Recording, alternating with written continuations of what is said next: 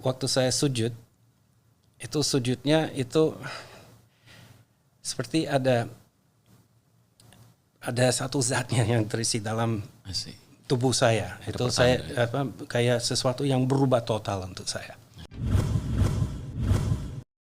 Dulu sebelum hijrah dari agamaku yang lama, aku merasa terganggu saat mendengar suara azan. Mungkin karena dulu waktu saya masih tinggal di negaraku Skotlandia, saya jarang mendengarnya. Namun setelah saya terbiasa dengan suara azan, hal yang mengejutkan pun terjadi, sehingga saya merasa, inilah agama yang saya cari. Namun sebelum lanjut, mari bersama-sama dukung channel ini dengan cara like, komen, dan subscribe agar saya lebih aktif untuk menyebarkan syiar Islam. Aktifkan juga tombol notifikasinya agar Andalah yang pertama menerima notifikasi video terbaru dari channel ini. Perlu kalian ingat, aku datang dari barat yang punya makna lain dalam segala hal. Aku lahir dengan nama Dale Andrew Collins Min di Skotlandia pada 19.963. Aku menjadi yatim piatu sejak berumur 20 tahun. Bila orang timur mengatakan bahwa barat diskriminatif, namun ternyata justru orang-orang baratlah yang memandang timur demikian. Apalagi waktu saya kecil, semua media massa di barat memberitakan betapa buruknya Islam. Terutama terkait dengan pemberitaan revolusi Islam di Iran yang dipimpin Ayatullah Khamenei. Sehingga di barat ada musuh bersama yang harus direndahkan dan dibenci. Diopinikanlah bahwa Islam itu buruk dan berbahaya bagi masyarakat. Itu semua berpengaruh juga kepadaku. Untung saja kedua orang tuaku tidak demikian, meskipun mereka berdua tidak beragama, mereka tidak suka berburuk sangka. Mereka selalu mengajarkan jangan langsung percaya terhadap pemberitaan media massa. Karena beritanya tidak seimbang, atau dari siapapun yang dapat mengotori pemikiranku. Aku diharuskannya mencari kejujuran dan kebenaran. Karena diskriminatif adalah sifat manusia yang selalu paham suatu permasalahan. Jadi bukan timur saja yang diskriminatif atau sebaliknya. Ketika umurku 10 tahun, di sekolah aku banyak mendapatkan cerita tentang Buddha. Buddha mengajarkan kasih dan tidak suka menyakiti orang lain. Aku memang menyukai pribadi yang seperti itu. Pada waktu itu aku berpikir misi Buddha itu cocok untukku. Aku pun masuk agama Buddha. Dan orang tuaku tidak mempermasalahkannya. Mereka menyerahkan urusan agama kepadaku. Mana yang kurasa cocok, ya silakan dipeluk. Singkat cerita setelah lulus kuliah kesenian dan keterampilan di Australia pada tahun 1994, aku pindah ke Indonesia. Karena mendapatkan pekerjaan di salah satu perusahaan kerajinan di Yogyakarta. Ia mempekerjakan sedikitnya 700 orang karyawan. Memang ada perasaan was-was ketika pertama kali aku datang ke negara yang berpenduduk mayoritas Muslim ini. Tapi lama-lama aku merasa walaupun mereka Muslim, mereka semua sama-sama manusia juga. Mau kerja keras untuk menghidupi keluarga, menjaga kesehatan dan berusaha untuk mendapatkan kehidupan yang lebih baik. Aku teringat nasihat orang tua harus pakai akal, dan jangan mendepankan buruk sangka. Sejak saat itu aku mulai berpikir mengapa masih takut. Mengapa harus curiga? Mereka sama sekali tidak menunjukkan sikap permusuhan kepadaku. Awalnya aku tinggal mengontrak rumah bersama teman. Namun seiring waktu berjalan aku kemudian bertemu Bapak Suparno. Bapak orangnya baik sekali. Meskipun Bapak sudah punya anak 5, aku malah dia angkat menjadi anaknya juga.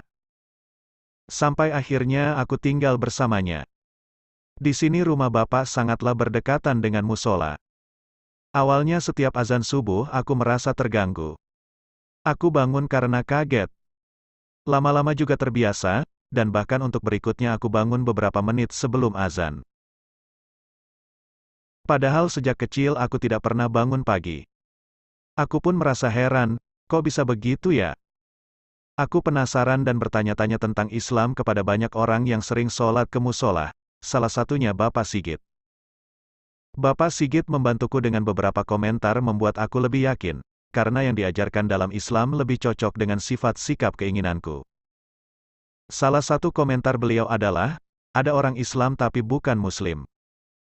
Itu maksudnya orang yang mengaku Islam tapi perilakunya tidak baik. Nah di sana aku mengerti, bahwa kita tidak bisa menilai dari apa yang mereka katakan, tetapi harus juga dilihat apakah yang dikatakannya sesuai dengan perilakunya. Untuk mengetahui Islam lebih dalam, aku pun akhirnya membaca buku-buku Islam. Akhirnya pun aku sadar, bahwa agama yang selama ini aku anggap sempurna karena hanya mengajarkan berbuat baik saja kepada orang lain, toleransi, introspeksi diri. Kembali ke diri untuk perilaku sendiri, namun tidak diajarkan cara berkomunikasi dengan Yang Maha Pencipta. Ternyata suara yang menggangguku tiap subuh itu merupakan seruan kepada manusia untuk melakukan sholat, komunikasi dengan Allah Sang Maha Pencipta. Tiada Tuhan selain Allah. Minimal 5 kali dalam sehari berkomunikasi dengan Allah. Manusia pun dikategorikan telah terus membuka komunikasi dengan Allah bila dalam doa, dalam pikiran sehari-hari, dan dalam perilaku sesuai dengan teladan Muhammad Rasulullah Muhammad utusan Allah. Pada tahun 99, aku pun masuk Islam di musola itu. Sewaktu membaca syahadat, aku terharu sekali sampai menitikkan air mata. Aku diberi nama Muslim, wahyu oleh ayah angkatku. Aku meminta untuk tidak diberi nama Muhammad, karena hampir semua orang bule yang masuk Islam namanya Muhammad. Aku ingin berbeda dengan mereka, dan aku ingin cantumkan nama bapak angkatku Suparno di belakang nama Wahyu, untuk menghormati beliau. Perlu kalian ingat, aku datang dari barat yang punya makna lain dalam segala hal. Aku lahir dengan nama Dale Andrew Collins Min di Skotlandia pada 19.963. Aku menjadi yatim piatu sejak berumur 20 tahun. Bila orang timur mengatakan bahwa barat diskriminatif, namun ternyata justru orang-orang baratlah yang memandang timur demikian. Apalagi waktu saya kecil, semua media massa di barat memberitakan betapa buruknya Islam. Terutama terkait dengan pemberitaan revolusi Islam di Iran yang dipimpin Ayatullah Khamenei. Sehingga di barat ada musuh bersama yang harus direndahkan dan dibenci. Diopinikanlah bahwa Islam itu buruk dan berbahaya bagi masyarakat. Itu semua berpengaruh juga kepadaku. Untung saja kedua orang tuaku tidak demikian, meskipun mereka berdua tidak beragama, mereka tidak suka berburuk sangka. Mereka selalu mengajarkan jangan langsung percaya terhadap pemberitaan media massa. Karena beritanya tidak seimbang, atau dari siapapun yang dapat mengotori pemikiranku. Aku diharuskannya mencari kejujuran dan kebenaran. Karena diskriminatif adalah sifat manusia yang selalu paham suatu permasalahan, jadi bukan timur saja yang diskriminatif atau sebaliknya.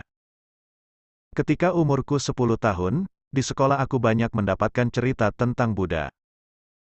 Buddha mengajarkan kasih dan tidak suka menyakiti orang lain. Aku memang menyukai pribadi yang seperti itu. Pada waktu itu aku berpikir misi Buddha itu cocok untukku. Aku pun masuk agama Buddha. Dan orang tuaku tidak mempermasalahkannya. Mereka menyerahkan urusan agama kepadaku. Mana yang kurasa cocok, ya silakan dipeluk. Singkat cerita, setelah lulus kuliah kesenian dan keterampilan di Australia pada tahun 1994, aku pindah ke Indonesia. Karena mendapatkan pekerjaan di salah satu perusahaan kerajinan di Yogyakarta. Ia mempekerjakan sedikitnya 700 orang karyawan. Memang ada perasaan was-was ketika pertama kali aku datang ke negara yang berpenduduk mayoritas Muslim ini. Tapi lama-lama aku merasa walaupun mereka Muslim, mereka semua sama-sama manusia juga. Mau kerja keras untuk menghidupi keluarga, menjaga kesehatan dan berusaha untuk mendapatkan kehidupan yang lebih baik. Aku teringat nasihat orang tua harus pakai akal, dan jangan mendepankan buruk sangka. Sejak saat itu aku mulai berpikir mengapa masih takut, mengapa harus curiga. Mereka sama sekali tidak menunjukkan sikap permusuhan kepadaku. Awalnya aku tinggal mengontrak rumah bersama teman. Namun seiring waktu berjalan aku kemudian bertemu Bapak Suparno.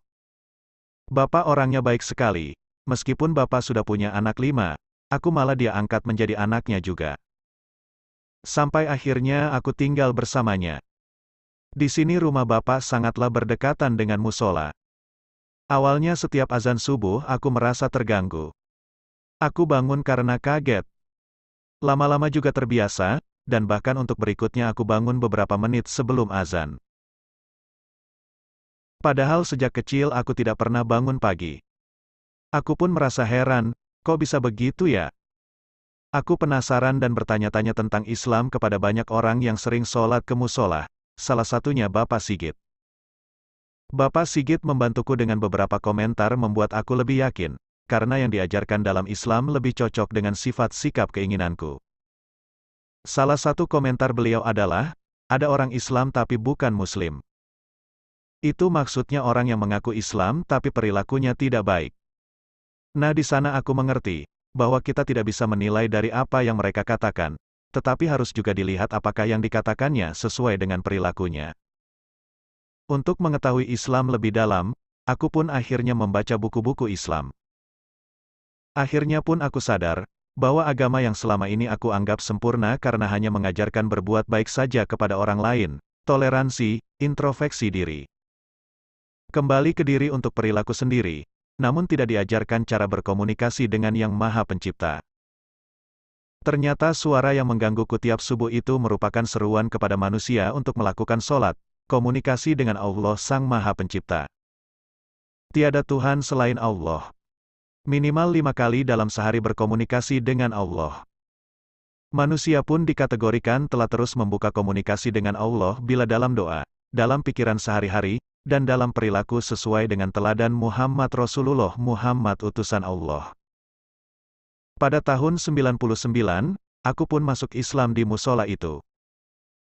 Sewaktu membaca syahadat, aku terharu sekali sampai menitikkan air mata. Aku diberi nama Muslim, wahyu oleh ayah angkatku. Aku meminta untuk tidak diberi nama Muhammad, karena hampir semua orang bule yang masuk Islam namanya Muhammad. Aku ingin berbeda dengan mereka, dan aku ingin cantumkan nama bapak angkatku Suparno di belakang nama Wahyu, untuk menghormati beliau.